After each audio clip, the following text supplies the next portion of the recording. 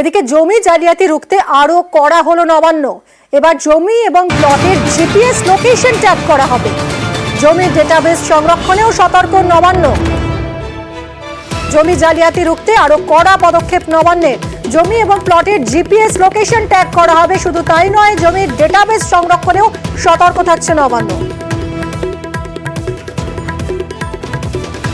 সোমরাজ, একটু যদি আমাদের ডিটেলে জানাও যে নবান্নের পক্ষ থেকে কি কি পদক্ষেপ করা হচ্ছে, কিভাবে করা হবে এই কাজ?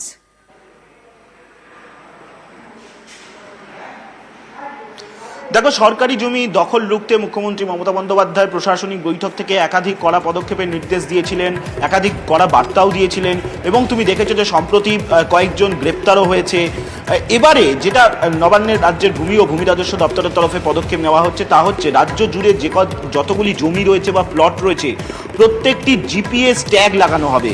অর্থাৎ সেই জমির পরিমাণ কত রয়েছে, সেই জমিটি কোন অঞ্চলে অবস্থিত রয়েছে, গোটাটাই জিপিএস ট্যাগ করা হবে। এর মাধ্যমে কোনো জমির পরিমাণ নিয়ে কেউ অভিযোগ তুলতে পারবে না।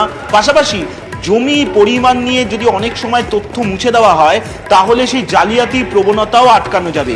আর এই কারণেই জিপিএস ট্যাগ করার সিদ্ধান্ত নিয়েছে রাজ্যের ভূমি ও ভূমি রাজস্ব দপ্তর। ইতিমধ্যেই বিভিন্ন জেলাগুলিকেও সেই প্রস্তুত থাকতে বলা হয়েছে।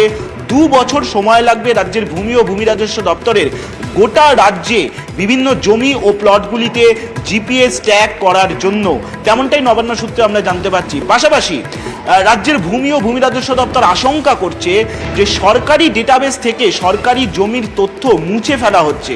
সেই কারণেই এবার ডেটাবেস কিভাবে সংরক্ষিত করা যায় তা নিয়ে দায়িত্বপ্রাপ্ত যে সংস্থা রয়েছে সেই সংস্থা থেকে পরামর্শ চেয়েছে। পাশাপাশি নির্দিষ্ট দায়িত্ব ব্যক্তি ছাড়া আর অন্য কেউ যাতে ডেটাবেস লগ ইন করতে না পারে তার জন্য প্রয়োজনীয় নির্দেশ দেওয়া হয়েছে। তার কারণ ভূমি ও ভূমি রাজস্ব দপ্তরের আধিকারিকরা আশঙ্কা করছেন যে সরকারি ডেটাবেস থেকে সরকারি জমির তথ্য নিয়ে মুছে দেওয়া হচ্ছে এবং সেই কারণেই সেই জমিগুলি যে সেই চিত্র বদলে যাচ্ছে, তেমনটাই আশঙ্কা করছে নবান্নের আধিকারিকরা। আর সেই কারণেই ডেটাবেস সংরক্ষণ নিয়ে আরও বাড়তি মনোভাব, আরও বাড়তি পদক্ষেপ নিতে চাইছে নবান্ন। কিন্তু যেটা সবথেকে গুরুত্বপূর্ণ পদক্ষেপ যে রাজ্য জুড়ে প্রত্যেকটি জমি ও প্লটের জিপিএস ট্যাগ লাগানো হবে। অর্থাৎ এর মাধ্যমে জমির দুর্নীতিও আটকানো যাবে। পাশাপাশি জমির পরিমাণ নিয়ে যদি কোনো অভিযোগ ওঠে সেই অভিযোগকেও এই জিপিএস ট্যাগের মাধ্যমেই সরাসরি উত্তরও দেওয়া যাবে। অর্থাৎ আগামী দিনে জমির জালিয়াতি আটকাতেই এই পদক্ষেপ নিতে চলেছে নবান্ন। 2 বছর সময় লাগবে গোটা প্রক্রিয়াটি চালু করতে। ইতিমধ্যেই এর জন্য একটি সফটওয়্যারও তৈরি করা হচ্ছে। সোমরাজ, তুমি আমাদের সঙ্গে থাকো।